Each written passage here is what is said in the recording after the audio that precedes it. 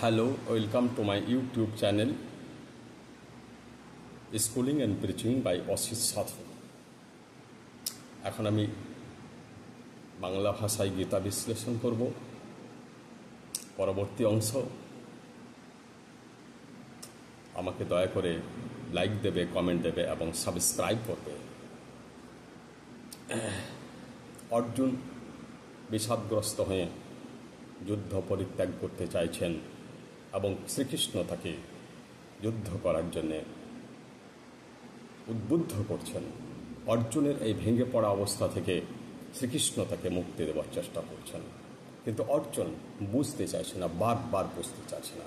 আমি আগেও বলেছি যে গীতাকে আমি বাস্তব দৃষ্টিভঙ্গিতে বোঝাতে চাই। প্র্যাকটিক্যাল গীতা বা প্র্যাকটিক্যাল বেদান্ত আমাদের বিবেকানন্দ বিশ্লেষণ করেছিলেন। প্র্যাকটিক্যাল বেদান্ত অর্থাৎ আপনার জীবনে গীতা কেমনভাবে কাজে লাগছে। শ্রীমদ্ ভগবদ্ গীতা আপনার জীবনেই ঘটছে, প্রতি মুহূর্তে ঘটছে, এই মুহূর্তে ঘটছে। আমরা যেমন ভুল করে অর্জুন সেই ভুলই করছে। অর্থাৎ অর্জুন এখানে ওই দেহগত মানুষগুলোকেই মূল মানুষ মনে করছে, অর্থাৎ দেহভিত্তিক, দেহটাকে বেশি গুরুত্ব দিচ্ছে। অর্থাৎ আমাদের শাস্ত্র বলছে তুমি দেহ নও, তুমি আত্মা। You are not the body, you are not the mind, you are the spirit. Vedanta শাস্ত্রে পাতায় পাতায় লেখা আছে। বিবেকানন্দ বলেছেন, রবীন্দ্রনাথ বলেছেন, আমরা যখন পুজো করি তখন আমরা আমাকেই পুজো করি। অর্থাৎ তুমি যখন পুজো করছো তখন তুমি তোমাকেই পুজো করছো। তোমাকে মানে কি? তোমার ভিতরে যে আত্মা, তাকে তুমি পুজো করছো। এই দেহটাকে আমরা পুজো করি না, দেহটাকে আমরা প্রণাম করি না।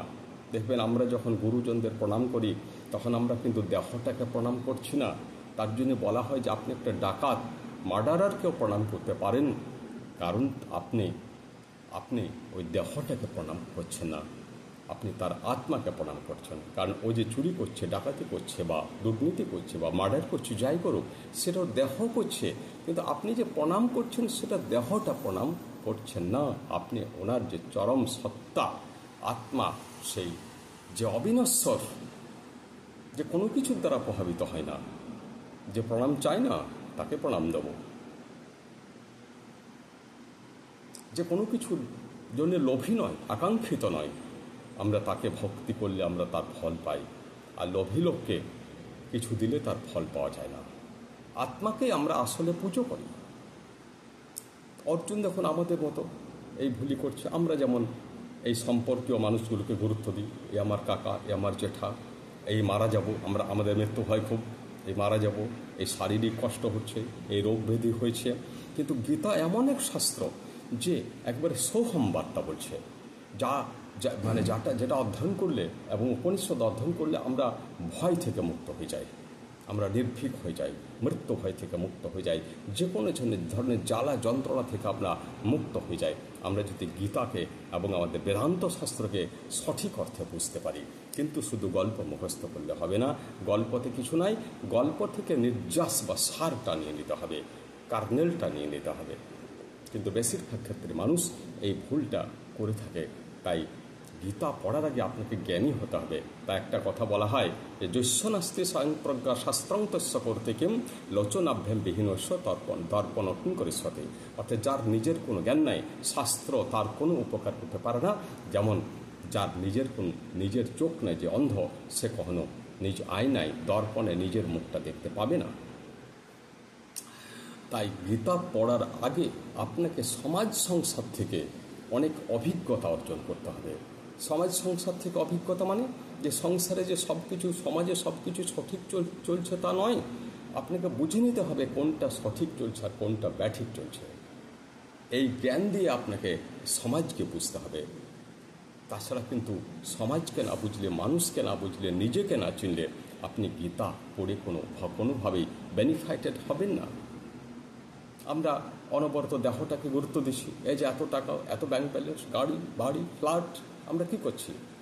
আমরা দেহটার জন্যে করছি। এগুলো তো আত্মা চায় না, আত্মা সুখ চায় না, আত্মা দুঃখেও ভেঙে পড়ে না।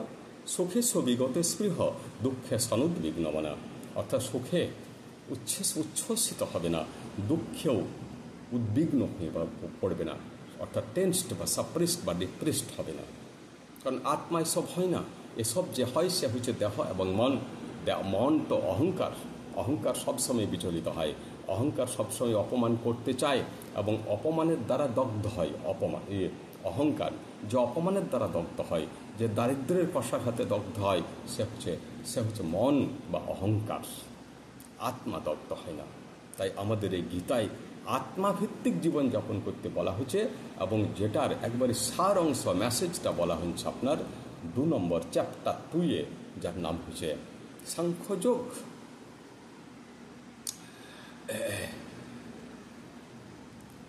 এখানে বলা হয়েছে, আমরা জানি যে গীতাতে পড়েছি, সম্ভবামী যুগে যুগে, অর্থাৎ ভগবান যুগে যুগে অবতীর্ণ হচ্ছেন আমাদেরকে এই শিক্ষা দেওয়ার জন্যে যে তুমি দেহ নও, তুমি আত্মা, তুমি মনও নও। কারণ মন নিম্নগামী, তোমাকে মনের বিরুদ্ধে যেতে হবে। বুদ্ধদেব বুঝতে পেরেছিলেন যে এই সংসার ঠিক নয়, কারণ তিনি মনের বাইরে গিয়েছিলেন। মন বা সমাজ দ্বারা প্রভাবিত হয়ে গেলে আপনি কিছু করতে পারবেন না।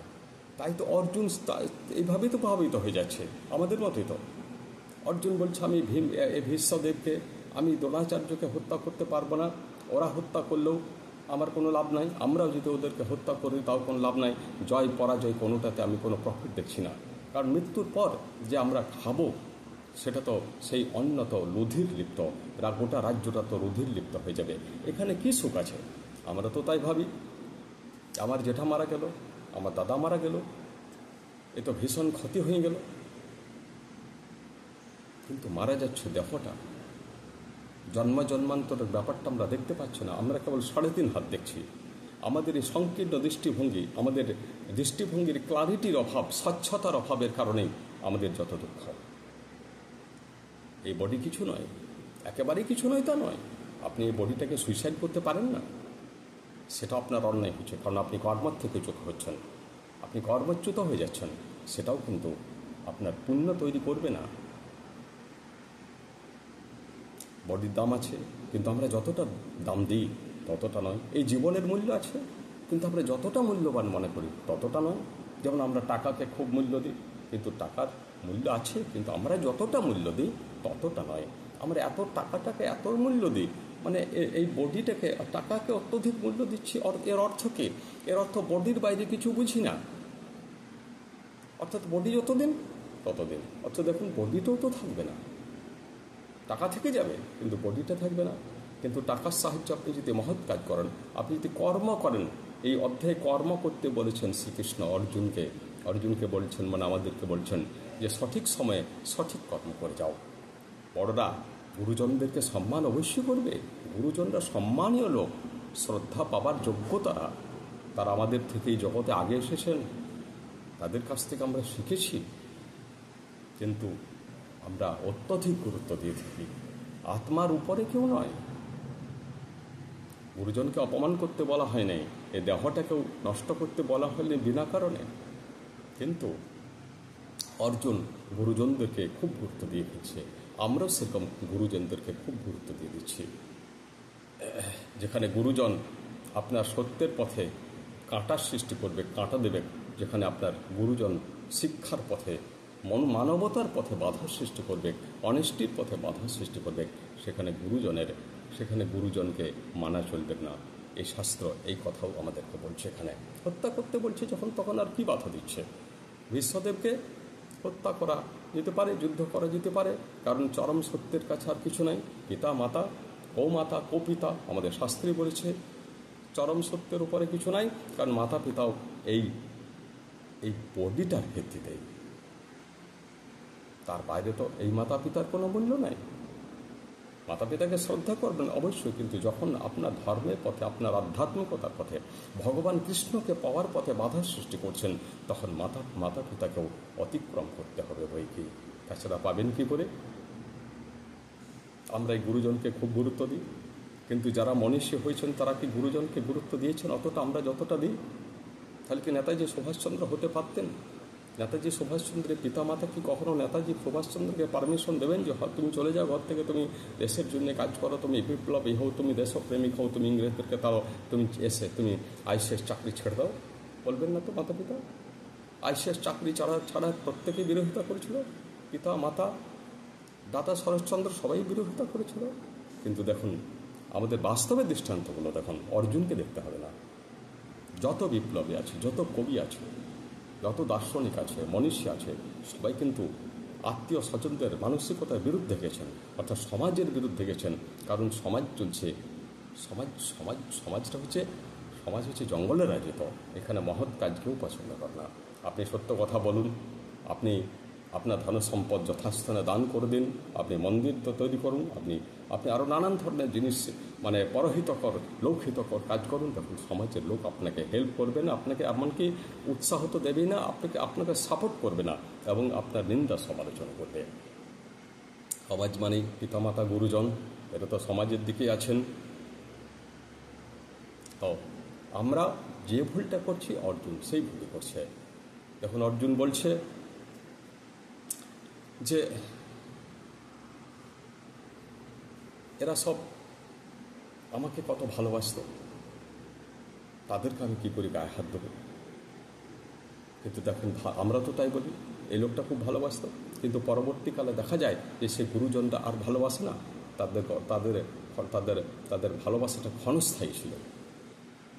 তারা হয়তো যারা গুরুজন আছে তারা হয়তো তাদের নিজের ছেলেকে ভালোবাসছে, কিন্তু পাশের ছেলে মেয়েগুলোকে ভালোবাসছে না। ওই ধৃতরাষ্ট্রের মতন। ধৃতরাষ্ট্র কী করেছিল? ধৃতরাষ্ট্র ভালোবাসটা শুধুমাত্র 100টা ছেলের মধ্যে সীমাবদ্ধ ছিল। তার বাইরে যে পাণ্ডব রয়েছে তাদের প্রতি ধৃতরাষ্ট্রের কোনো প্রেম ছিল না। আমাদেরও তাই দেখবেন, গুরুজনরা তাই। এরা ভালো পিতা হতে পেরেছে, কিন্তু ভালো জেঠা হতে পারে না, ভালো বন্ধু হতে পেরেছে, কিন্তু ভালো কাকা হতে পারে না, ভালো দাদা হতে পারে না, ভালো প্রতিবেশী হতে পেরেছে, কিন্তু ভালো ভাইয়ের সাথে ভালো ব্যবহার করছে না, মানে ভালো দাদা হতে পারে না। বৌদি, সে মা হিসেবে ভালো তার পুত্রের কাছে, কিন্তু ও বৌদি হিসাবে ভালো হতে পারে না। আমাদের মধ্যে তো এই জিনিস আমরা অনবরত দেখতে পাচ্ছি যে সত্যি আমরা যাদেরকে নিজের মনে করি তারা নিজের নয়। এই সংসারটারই নিয়ম তাই। প্রকৃতি ক্রিয়া মানাম, প্রকৃতির মধ্যে সকলের মধ্যে প্রকৃতি ক্রিয়া করছে, অর্থাৎ ঈশ্বরই ক্রিয়া করছেন। ঈশ্বর তাদের মধ্যে যাকে যেমনটা দিয়ে দিয়েছেন সেইটি কাজ করছে। কেউ আসলে কাউকে ভালোবাসে না। মনে করুন আপনি দেখছেন যে দুজন বন্ধু খুব গল্প করছে, এরা পরস্পর বাড়িতে যায়, এরা একসাথে খাওয়া দাওয়া করে, মাঝে মাঝে ঘরে আমন্ত্রণ হয়। এবার যদি আপনি ভাবেন যে এদের মধ্যে আন্তরিক প্রেম আছে, এরা একে অপরের জন্য জীবন দিয়ে দিতে পারে, কিন্তু না, এইখানে আপনি ভুল করে দিলেন। ব্যাপারটা কিন্তু অনেকটাই ড্রামাবাজি, নাটকবাজি চলছে। সেটা একেবারে ফাইনাল পয়েন্টে পৌঁছা যায়, কিন্তু আমরা এই ভুলটা করে ফেলি। আমরা ভাবি যে এদের মধ্যে খুব মেলামেশা, তখন আমরাও আরেকটা বন্ধু খোঁজার চেষ্টা করি।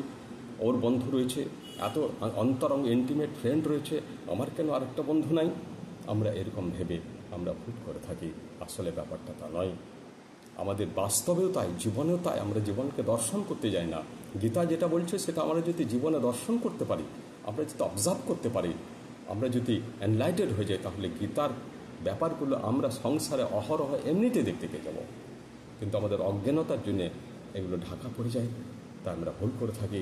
গীতা আমাদের জীবন, বেদান্ত শাস্ত্র আমাদের জীবন, রামায়ণ মহাভারত মানে আমাদের জীবন, আমাদের জীবনে ঘটছে সব। নমস্কার।